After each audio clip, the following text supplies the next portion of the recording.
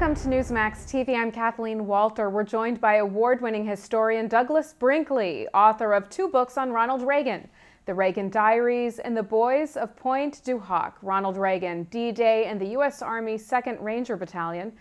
Mr. Brinkley has also written Newsmax magazine's cover story for its special edition commemorating the 100th anniversary of President Reagan's birth, his birth date being February 6, 1911. Mr. Brinkley, thanks so much for joining us to help us mark this historic anniversary. No, thanks for having me. People don't always remember that Reagan came into office during economic conditions that, by some measures, were even worse than those of today. He also stood up to the Soviet Union, survived an assassination attempt, and emerged from the Iran-Contra scandal with his legacy intact. Today, Reagan is often ranked among the nation's 10 greatest presidents. Do you see him in that category? And what do you think accounts for Reagan's enduring popularity? Well, he's certainly one of the top 10 presidents. We actually are living in the age of Reagan. He changed American politics in 1980 when he won. The pendulum had swung very far towards liberalism to the left, particularly with Lyndon Johnson and the Great Society. But that was part of the whole New Deal movement and Kennedy's New Frontier. But the Great Society, which brought us very lasting and important things like Medicaid, Medicare, civil rights legislation, a lot of great wilderness bills. But there was a feeling that it went too far to the left, and the pendulum went the other way in 1980, and the country's really kind of found a root in being what I would call center-right. And Ronald Reagan's the person who was able to do that. He created a coalition between a lot of different groups, neocons, which were dissatisfied, kind of Scoop Jackson Democrats. He brought a lot of Jewish Americans in, Catholics, Knights of Columbus types, the old California liberals, evangelicals, people that were, the abortion issue, being opposed to abortion was very powerful. He pulled this coalition together, and you still see it kind of holding sway, certainly in Republican Party politics, but in the nation at whole. And our national airport's now named after Ronald Reagan on the 100th anniversary of his birth. Everybody flies into Reagan, and many schools are being named after him. For the centennial, there's going to be a statue of Ronald Reagan in London.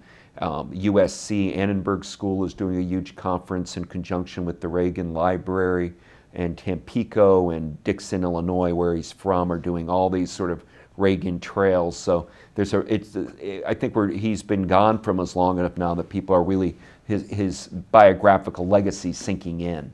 There was a general perception before, during, and even after the Reagan presidency that Ronald Reagan was an intellectual lightweight. It was said he was a B actor with strident conservative views. Your Reagan Diaries suggests a different Reagan and has helped historians re-examine Reagan's mental abilities. Tell us about that. Well, the great Democratic political consultant Clark Clifford once called Reagan an amiable dunce. And that kind of held sway with a lot of particularly historians and writers.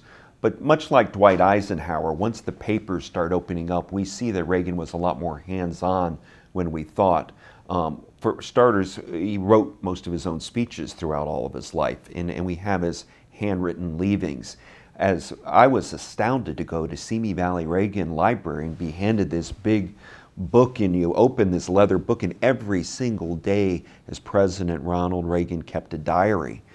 He was a fierce correspondent to people. I wrote an article for the New Yorker called Ronald Reagan's Pen Pal of just one woman in Philadelphia who used to run his old fan club named Lorraine Wagner, and he wrote her just, dozens of letters, constantly handwritten with all these ideas. So I think we're seeing that Reagan was much more of an intellectual than people had thought. He had a great background in Adam Smith economics, Hamilton tradition, Jefferson, and also the humor of America, kind of Will Rogers-like side to it. I don't want to say he's like Theodore Roosevelt and Jefferson Reagan as an intellectual president, but he was downgraded so much, and we look at him now, we realize there was a lot more there. He was a very gifted writer, albeit one who was, had a bit of a hallmark touch sometimes. Well, we Americans are so fascinated by rags to riches stories. How did Reagan's humble upbringing in the Midwest impact his personality and his presidency? Well, it's amazing if you go to Tampico and go to see where Ronald Reagan was born. And today it's a little bank museum. It's a 2-story brick, edifice, 3 windows up top, and it was a tavern, a saloon that he was born on top of. Later became a bakery and then a bank. And this was a far-flung prairie town. I mean, you're dealing with a community, 600-700 people living in it. And then his father, Jack Reagan, was an itinerant salesman, and so the young Ronald Reagan was like everywhere, in Chicago and in Galesburg and Dixon, and it's a whole kind of, you can do a map, an Illinois trail, and we're talking real poverty. We're talking about, I mean, I wouldn't call it middle class, it's lower middle class background, but his mother was a Christian and had great values that she was able to teach him. His father was an alcoholic. And he got to Eureka College right outside of Peoria, and he only got C's there, but by all accounts he just fell in love with college and learning, and it kind of jump-started his career. He went back there something like 20 times after leaving Eureka, and each time he would talk about how it changed my life. And even as president, he went back to Eureka College in Illinois for the START agreement and gave his famous speech of a whole major a nuclear reduction talk there from that particular little quaint campus. Doug, you've written about the great civil rights icon Rosa Parks. Most people don't realize that even in his early years that Reagan had a strong antipathy of racial discrimination. Tell us about that. There was a rule in the Reagan household growing up, and that's zero racism. Being Irish like Reagan was, there was a stigma against that in Protestant Illinois. There were actually, in the 1920s and 30s, storefronts that would say no Irish and no dogs allowed. So the Reagans realized what discrimination is, and his father, who was not an ideal father because of his drinking problem, nevertheless really ingrained in his son, judge every human being by their merits, on that racism and bigotry and prejudice are evils to be avoided at all cost. And Reagan kept that attitude all of his life. Judge a person by their works and by who they are, not by the color of their skin. Now, history anointed Reagan with the moniker of the Great Communicator. Do you think Reagan deserved that title? Well, the great communicator of the 20th century is Franklin Roosevelt in radio, who was astounding. And young Ronald Reagan, when he left Illinois, went to Iowa, lived in Davenport, and was a broadcaster for World of Chiropractor Radio. And then he would go to Des Moines and cover Cubs games he didn't see. You'd read the ticker tape, and you'd have to talk and pretend like you're watching the game. So Reagan became very good on radio, but he always thought that great oratory of FDR was something to strive for. Reagan becomes the great communicator, and not really even on film, but on television. And whether it's GE Electrical Theater or whether it's Death Valley Days, he was able to project himself into people's homes on TV like nobody before. So he really became a politician right when something like 90% of the American households had TV, and Reagan became a familiar presence.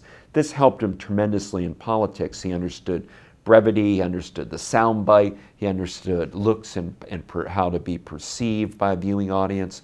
And nobody, since the advent of TV into our lives, has been as fine a communicator as Ronald Reagan was. Reagan also demonstrated a remarkable ability to connect with people, even rival leaders like Tip O'Neill. In contrast, President Obama is described as cerebral and detached, even by his own aides. How would you compare Reagan and Obama, and in what ways could Obama emulate the late president? I think President Obama admires Ronald Reagan quite a bit, and I think he sees some similarities that they each came in. When Reagan came in, the Carter administration had floundered. The economy was in terrible shape, double-digit inflation, long gasoline lines, terrible inflation, and he inherited that, Ronald Reagan. And Obama sees he inherited it from George W. Bush, an economy that's in tatters.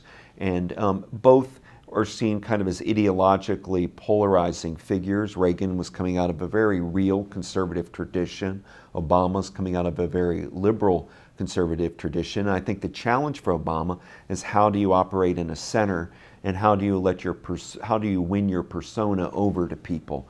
Reagan had a terrible mishap only 2 months as president. Well, he got lucky in some ways, but the hostages got released when 52 hostages in Iran released when Reagan's inaugurated. Weeks later, March of '81, he gets shot.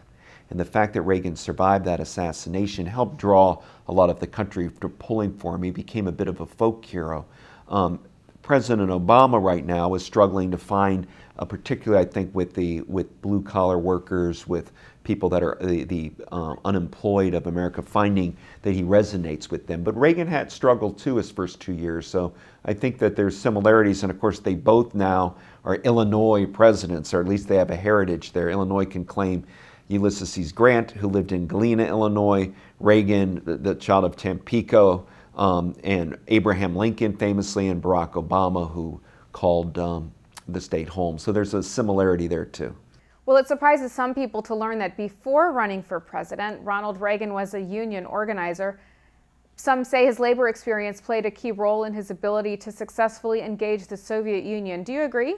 Oh, without question. Not just the labor, but I've come to the conclusion that Reagan wasn't kidding when he said dealing with the Kremlin is easy compared to Hollywood agents I had to grapple with and the lawyers out in Hollywood, meaning he was in a world of people trying to take advantage of you and make sure you read the small print on the contract and all of that. It was a joke of applying that background there, but in truth, those are really tough negotiators out in Hollywood that he had to deal with, and he brought that frame of mind with the Soviet Union. He also personalized relations. Mikhail Gorbachev became Mike, with Ronald Reagan. He'd always kind of try to do away with the pretense of office.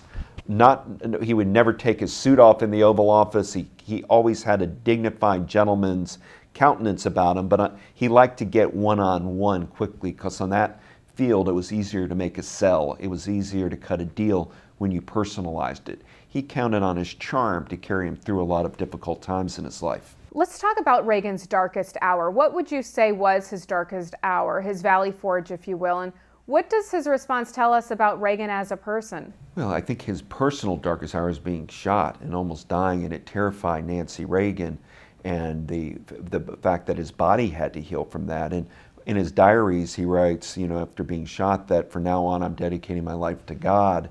And I think you see him trying to really do the right thing politically.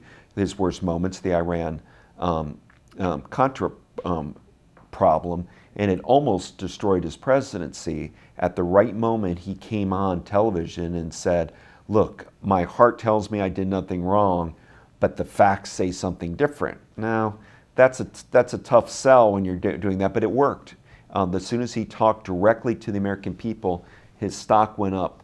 The thing that Reagan did well is if he saw his box office get below 50%, he adjusted. He never said, oh, I only have a 27% approval rating, the American people don't understand me. He'd say, uh-oh, I'm not doing right, or I'm not presenting this issue properly, because I should always be above 50%. And so he leaves office very popular, could have probably even won a third term, although he had health issues and age issues that clearly had caught up to him by the end. Do you think that Reagan's faith played much of a role in his personhood and his presidency? I think it's very important his whole life.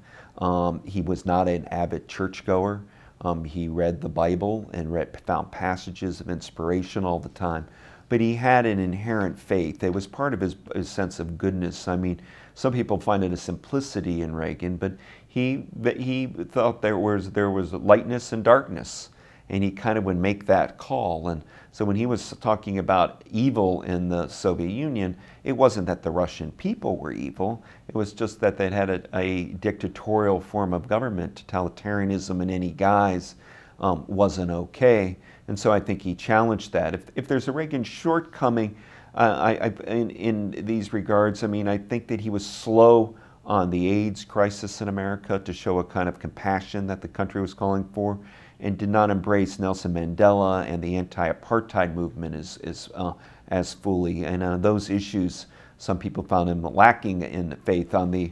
And he was at any rate, it's like most presidents. Faith becomes very important. Certainly was to Jimmy Carter, certainly was to Abraham Lincoln. FDR used to talk about God in his speeches. It was real with Reagan. What about Nancy Reagan? Can you tell us about her role as both Reagan's wife and First Lady, and how she's impacted his life and ultimately our nation? Nancy Reagan was and is a formidable person. And Ronald Reagan tended to like silver linings, optimism, and would see the best in everybody. He had the perfect partner because Nancy Reagan would see how somebody's trying to screw her husband, look for advantage, subterfuge. You know, she understood those side of human nature. So she was his protector in very many ways, and an intellectual co-partner. It's a marvelous love story, the two of them, and she's done a magnificent job, not just caretaking her husband through Alzheimer's, which God forbid any of us would have to, you know, do. Alzheimer's is so wicked and horrible.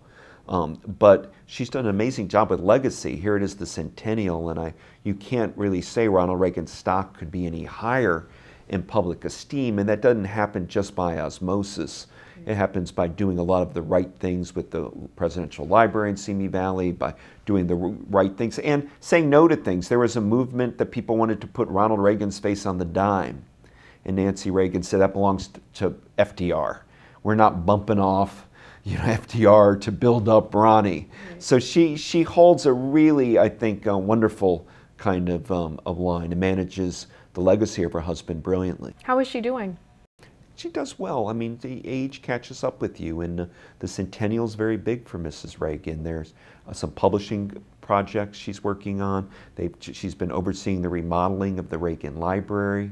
There's a Illinois, which is, he loved Ronald Reagan, the boy from the Midwest, worked with Nancy Reagan to organize these quite spectacular centennial celebrations. So this is not going to be an anniversary that the country misses. It falls on a Super Bowl Sunday, so you know, people, and there are going to be some things connected to the Super Bowl itself. The Rose Bowl parade as Reagan flowed. I mean, it's on and on. Doug, some historians scoff at the so-called great man theory of history. Without Ronald Reagan, would the Soviet Union have collapsed eventually anyway? And how do you think that history might have been different? Well, we can't do what ifs as historians because we live our lives chronologically and things happen. Reagan inherited a kind of cultural energy. There was an exhaustion from the 60s, and people were upset about the Vietnam War and the lies of Nixon and Johnson.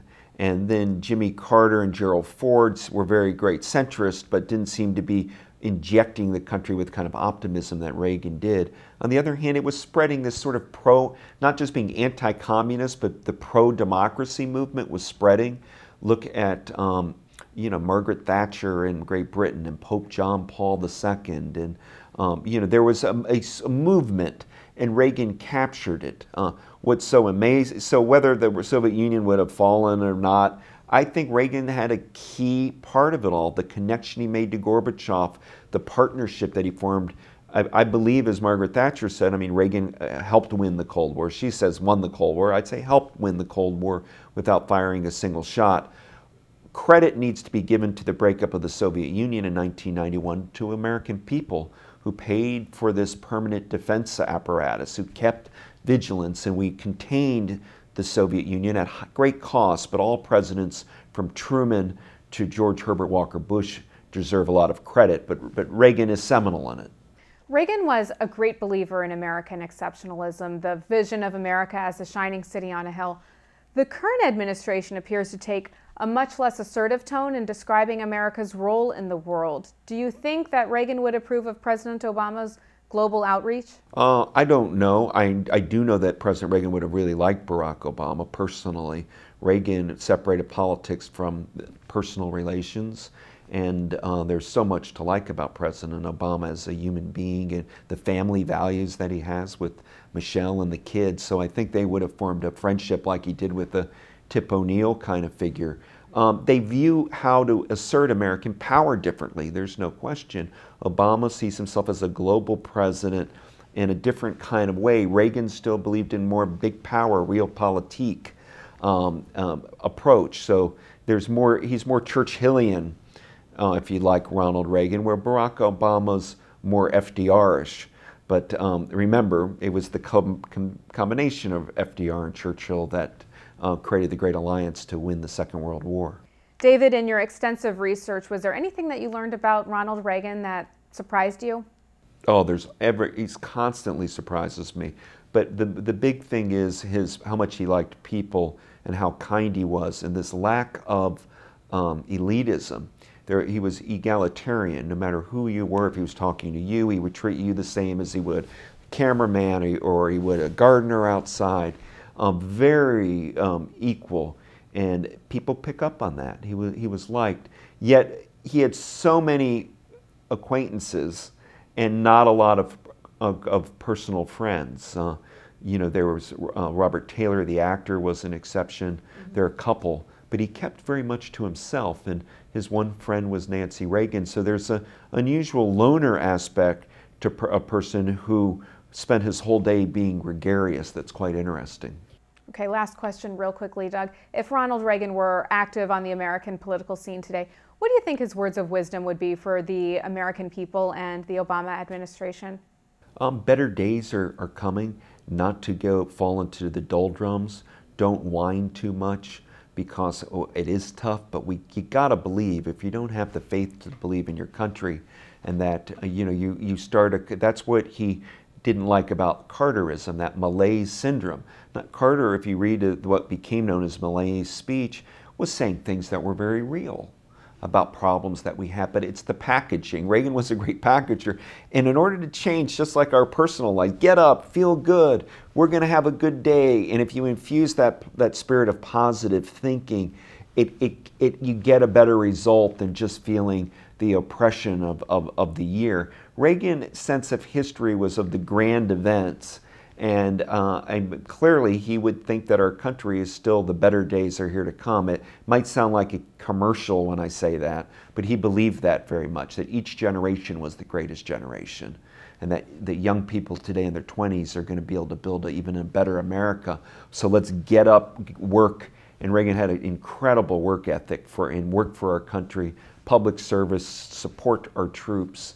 You know, there's a kind of Reagan package that you have that he would, that I don't think was fake, that it was really a projection of his Main Street values. Douglas Brinkley, thank you. I enjoyed it, thank you. And you can read more about Douglas Brinkley's take on President Reagan in Newsmax magazine's special edition commemorating the 100th birthday of the 40th President of the United States. Thank you for watching Newsmax TV.